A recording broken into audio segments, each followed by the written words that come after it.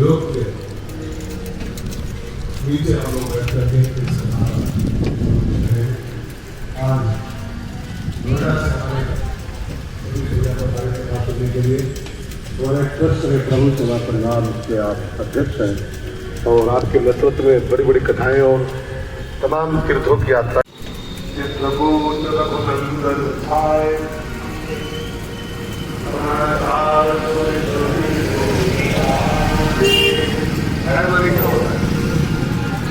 में राम जी छाए वाले बढ़िया छाए। देखो देखो बोलता था उसमें एक कार्यक्रम में सिद्धू छा गए गुरु तो छाए छाए माने होता है अभी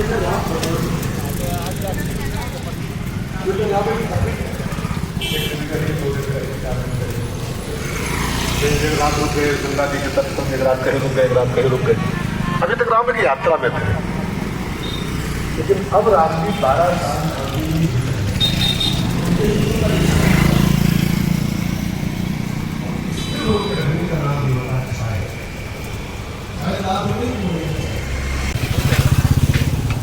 यहाँ पर एक बात समझ के सुनने वाली है। जब समझना चाहोगे तो आपको सूत्र मिलेंगे अच्छे और खाली कहानी मान के सुनते रहोगे तो फिर आप जाने का आपका काम बिल्कुल में और जहाँ पर ये तीन चीजें होती है वहाँ राम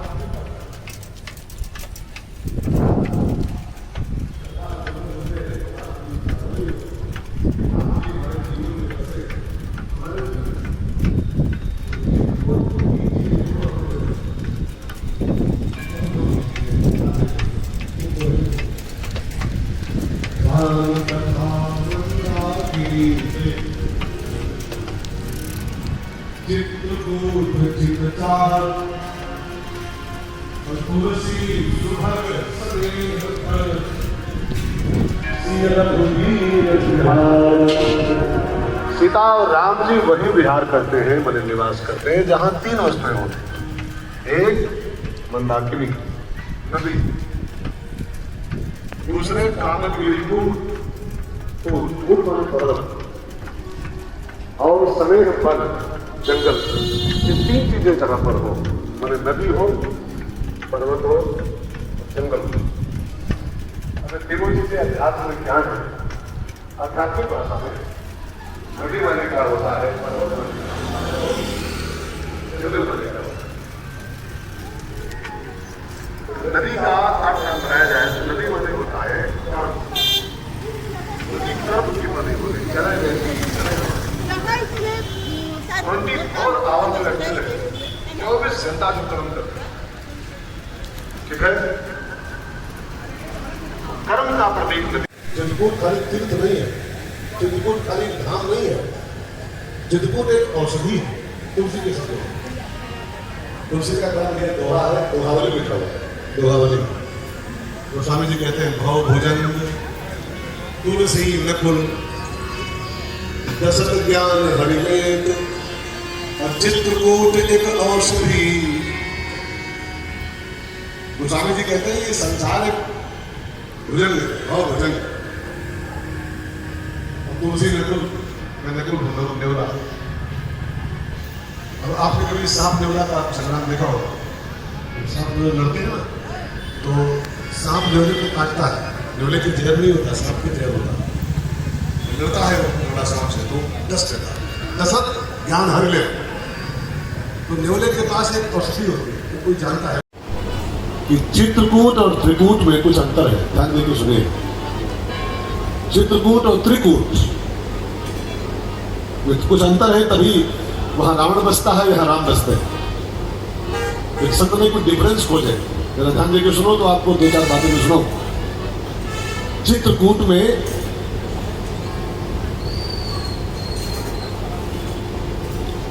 कहां शुरू करो, कई पॉइंट है। एक संत ने कुछ पॉइंट खोजे। संजयनी परमार्थ के कारण नदी पर सेवा का प्रतीक है और त्रिकूट में क्या है समुद्र। समुद्र जहां नदी है वहां समुद्र है। और समुद्र जो होता है, भरे तो बहुत कुछ होता है अपने में, भरे तो बहुत सा पानी है, लेकिन वो किसी काम नहीं आता। जो घूम घूम के सेवा कर रहा है समाज की, वो चित्रकूट है। और जो केवल भरे बैठा है अरबों खरबों, किसी के काम एक सोनी नहीं आती है, वो त्रिकूट है। अंतर दोनों में, चित्रकूट में सब खुला मैदान है, द्वार ही द्वार है, द्वार ही द्वार। और त्रिकूट में कनक कोट, बाउंड्री वाल, जिसका जीवन खुली किताब हो, जिसका जीवन खुला मैदान हो, वो चित्रकूट है। और जो बाउंड्री वाल बना के जी रहा हो, बाउंड्री में जीता हो, वो त्रिकूट है, त्रिकूट। अब आप सब अंतर करते रहो, जीवन पे उसको उतारते रहो। अगर आप खुला जीवन जी रहे हो तो आप चित्रकूट हो, आपके आराम बसेंगे। और अगर आप कुछ छिपा रहे हो, कुछ बाउंड्री के अंदर रखे हो, तो फिर आप त्रिकूट हो। और सुनिए,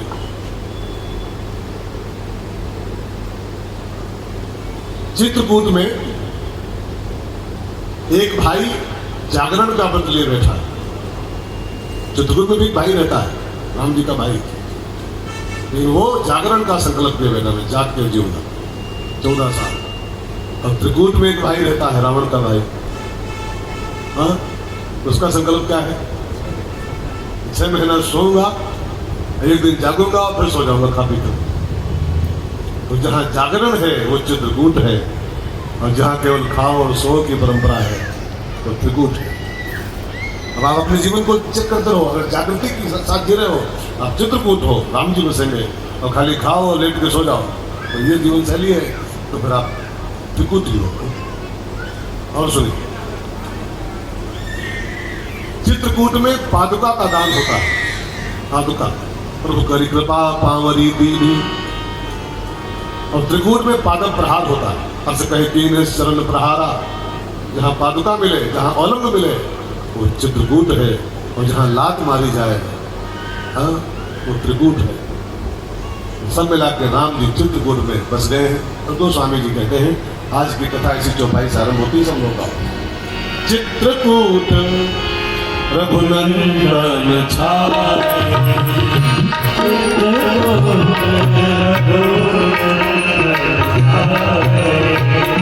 समाचार सुनी सुनी बोले आए, समाचार सुनी बोले आए, ओ समाचार सुनी सुनी बोले आए,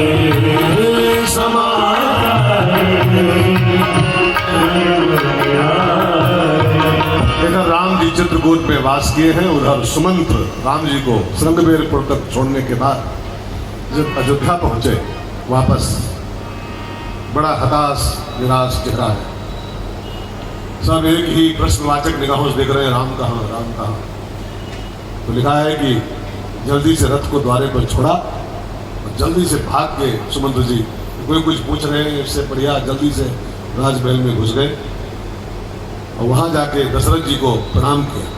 सुमंत्र जी ने कहे जय जीव, जय जीव कह के प्रणाम किया। अब जब सुमंत्र की आवाज कान में पड़ी कि सुमंत्र प्रणाम कर रहा है, तो सुमंत्र की आवाज सुनते ही उठ बैठ भुआलू। दशरथ जी जैसे उठ के बैठ गए। 6 दिन से पड़े थे, वो हिल नहीं पा रहे थे, इतना बेहाल थे। लेकिन सुमंत्र की प्रतीक्षा थी, मानो कि सुमंत्र ले आए, शायद राम जी को ले आएगा। जो सुमंत्र की आवाज पड़ी कान में, उठ बैठ भुआलू। महाराज जी की लड़खड़ाती आवाज में एक प्रश्न निकला, कहो सुमंत्र कहाँ राम? राम जी कहाँ है, आए कि गए? अब सुमंत्र जी को चिंता हुई कि अगर मैं झूठ बोलूं, आए हैं बस हाथ पांव धो रहे हुए आएंगे, तो रघुवंश का मंत्री झूठ बोले, सुमंत्र झूठ बोले, तो बड़ा अपराध हो जाएगा, झूठ बराबर पाप। और जो सच बोल दो कि नहीं आए चले गए, तो ये सत्य जानलेवा हो जाए महाराज जी की। और हमारे शास्त्रों में कहा गया है कि सत्य भी जानलेवा नहीं होना चाहिए, सत्य भी कड़वा नहीं होना चाहिए, सत्य को मीठा बना के बोलना चाहिए। अभी आप कल सुन रहे थे, मैं बोल तो नहीं पाया था उसमें जल्दबाजी में, जब कौशल्या मैया के पास राम जी आए ना वनवास के पहले, तो सत्य तो ये था कि उनको वनवास हो गया था, लेकिन राम जी सत्य को प्रिय बना के बोले कौशल्या मैया के सामने, ऐसे धम्म से बोलते हैं कि मैं जंगल जा रहा हूँ, मुझे वनवास हो गया है, तो शायद कौशल्या मैया उसी पल मर जाती, उसी पल खत्म हो जाती। राम जी कितना बढ़िया उसको संवार के बोले अपने शब्दों में, पिता दीन मोहि कानन राजू, पिता दीन मोहि कानन राजू, जहाँ सब भांति मोड़, जहाँ सब भांति मोड़ काजू, इतना बढ़िया श्राप के बोले कि माता जी अयोध्या का राज्य मिलता तो उसकी एक सीमा है, एक छोटा सा राज्य होता। अयोध्या तो बहुत बड़ा राज्य नहीं था। अयोध्या की सीमाएं, देखो चक्रवर्ती सम्राट बने थे वो, लेकिन राज्य की जो सीमाएं थी वो बहुत लंबी चौड़ी नहीं थी। अवध प्रदेश था वो, अवध प्रदेश आज भी कितना बड़ा है। तो उधर गोरखपुर की सीमा मान लो आप, गोरखपुर में टच कर रहा है, इधर बहराइच मान लो आप टच कर रहा है, लखनऊ मान लो टच कर रहा है। इतना तो अयोध्या थी पहले, अवध क्षेत्र ही तो था, इतना ही। बाकी बुंदेलखंड था, उधर फिर जनकपुर था, फिर तमाम राज्य थे उस समय। तो अगर ये राज्य मुझे मिलता तो एक छोटी सी सीमाओं में गुण बन जाता। पिता दीन मोहि कानन राजू, बहुत बड़ा राज्य उनको दे दिया पापा जी ने। सत्य को मैं इसलिए वैसे वापस कर रहा हूँ, तो गाड़ी को बैक करना पड़ा। ये सत्य भी कड़वा नहीं बोलना चाहिए। कई लोग हमारे में से होते ना, बोलते हैं तुम चाहे मर जाओ भले, लेकिन हम सत्य बोलेंगे। कई लोग तुमको चाहे जहां लगे, लेकिन हम सच बोलेंगे। ऐसा सच भी पाप होता है। हमारे यहाँ वेदों में आ गया है सत्यम ब्रूयात प्रियम ब्रूयात। सत्य बोलो लेकिन प्रिय सत्य बोलो। मां ब्रूयात सत्यम अप्रियम। अगर आपका सत्य अप्रिय है, किसी को चुभने वाला है, किसी का दिल दुखने वाला है, किसी की जान लेने वाला है, मत बोलिए, आप मौन रह जाइए। कम से कम विष तो मत बोलो। कौन सा एक गाना था, एक भजन, बोलो तो पहले तुम तोलो, फिर मुंह को खोला करना। बोलो तो पहले तुम तोलो, ये तराजू तौल के तब मुख बाहर आए। बोली एक अमोल है, जो कोई बोले जान, ये तराजू तौल के। बोलो तो पहले तुम तोलो, फिर मुंह को खोला करना। पुष्प नहीं बन सकते तो तुम केवल कर रहना। पुष्प नहीं बन सकते तो तुम केवल कर रहना। सत्य वचन ना बोल सको तो झूठ कभी भी मत बोलो। मौन रहो तो भी अच्छा, कम से कम विष तो ना बोलो। मौन रहो तो भी अच्छा, कम से कम विष तो ना बोलो। बोलो तो पहले तुम तोलो, फिर मुंह को खोला करना। पुष्प नहीं बन सकते हो, केवल कर रहना। पुष्प नहीं बन सकते हो तुम, केवल कर रहना।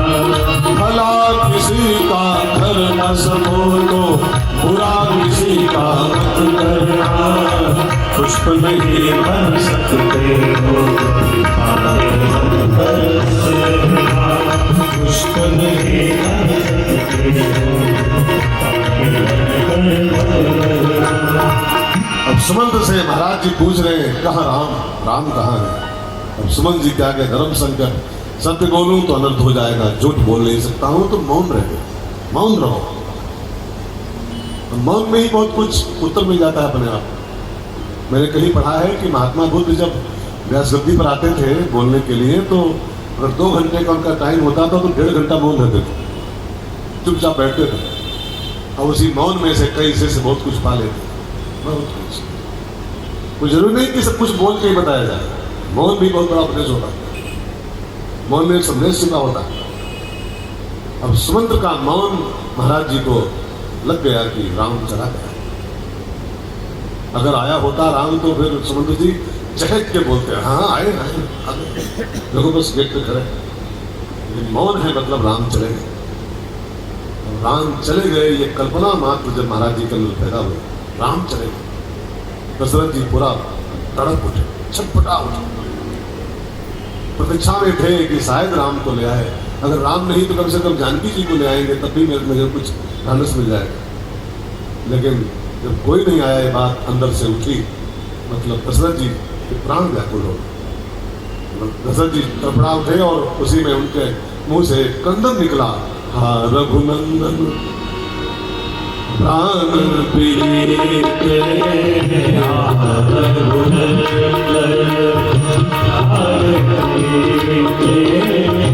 तुम बिन जियत बहुत दिन बीते, आ जानकी लखन हार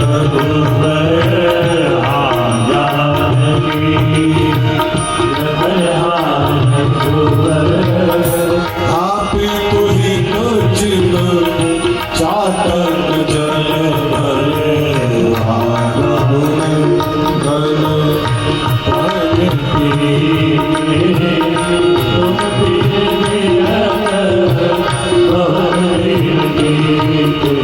महाराज जी के उस छटपटाहट को देखा, बेचैनी को देखा, तो सुमंत्र कौशल्या सब आस पास थे, घबरा उठे। महाराज जी का लगता है अब बचना मुश्किल हो रहा है, सब झट से घेर लिए। कौशल्या मैया गोद में सर रख ली महाराज जी का, माथे पर हाथ फेरना शुरू की, महाराज हिम्मत से काम करो, आप इस अयोध्या रूपी जहाज के कैप्टन हो, कर्णधार हो, आप पर सब कुछ पूरा जहाज टिका हुआ है, और आप ये अगर हिम्मत हारोगे तो हम सबका क्या होगा? हम सब तो आपके सहारे जी रहे।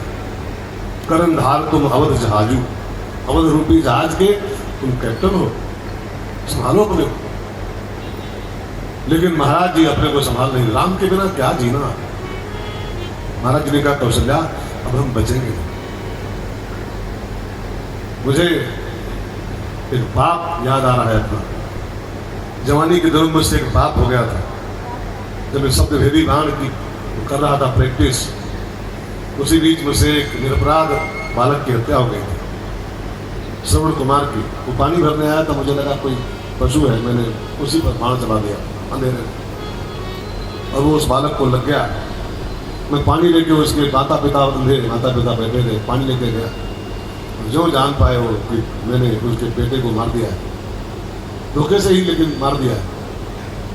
तो उस अंधे माता पिता ने मुझको श्राप दिया था, राजन जैसे मैं आज अपने पुत्र के बिना तड़प के मरने जा रहा हूं, एक दिन ऐसा आएगा तुम तो राजन, तुम भी ऐसे ही अपने पुत्र के बिना तड़प के मरोगे।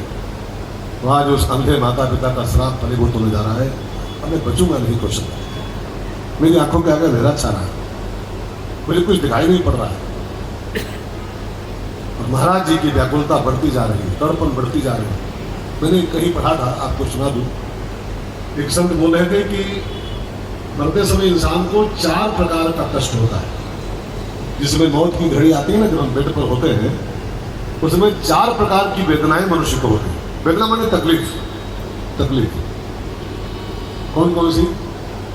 अब अभी तो लगेगा कि अरे बाबा बोल रहा है, बोलने दो, हमको थोड़ा होगी, हमको नहीं होगी। हमको लोग इसी, हम लोग कथाओं को इसी रूप में सुनते हैं कि पंडित लोग बोलते हैं, बोलने दो, बोलने का होता है इनको, ऐसे थोड़ा हो कुछ ना, ये सब होता है।